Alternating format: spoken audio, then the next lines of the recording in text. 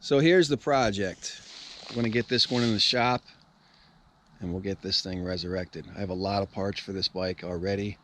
Another reason why I want to go with it. Also, there's a ton of history with these 91s and myself.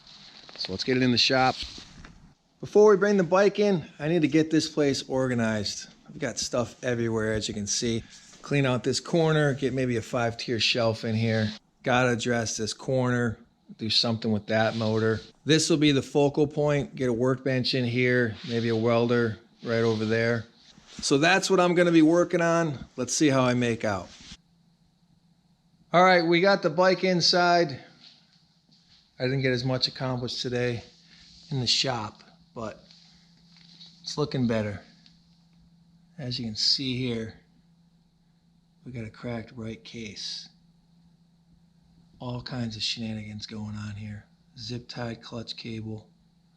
It looks like they were trying to get the cylinder off, as you can see right here, with, I don't know what, an air chisel? I'm not quite sure.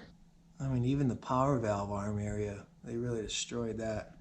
Which is a shame, because other than the horrible Pro Taper pillow top grips, I believe they call them, and the painted fork guards, I think this bike was all original.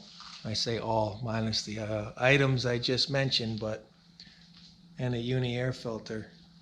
But yeah, these tires, wait a minute, what are they? I thought I had it. Oh no. It's got a newer rear tire on it, because I saw it was a 110. This would have come with a 100. It's got an MX51 rear, but the front, I think, is still a 490. If I remember right. Dunlop. Yep. Still got the 490 on it, so. Original front tire. So there you go. The kid probably put and I say kid, probably threw the rear tire on there, put a new non-deteriorated air filter in it. In my opinion, these horrible, horrible grips. Rode it, blew it up, tried to take it apart, and here it is. Oh, there's some more good stuff. Look at that. The goodness. Oh, it's even inside. Check that out. More goodness. So I forget what year I bought this bike. I started buying bikes when I stopped racing in 2011, 2012. So Josh and I will be working on this bike. Another reason why I wanted to do this bike here, get my son back involved. It's tough to get him over to the other shop sometimes with his schedule. So he'll be out here with me. It's warming up, hopefully.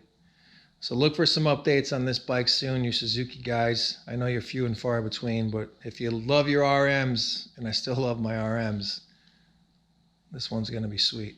I've been collecting parts for this bike. We have a lot of parts for this bike. That's why I'm going to go ahead and get started on this one. And because my best friend is busting my stones, why am I working on that rusty CR when I could be building him his 91 RM125? So there it is. We'll get some parts over here and we'll get to work on it.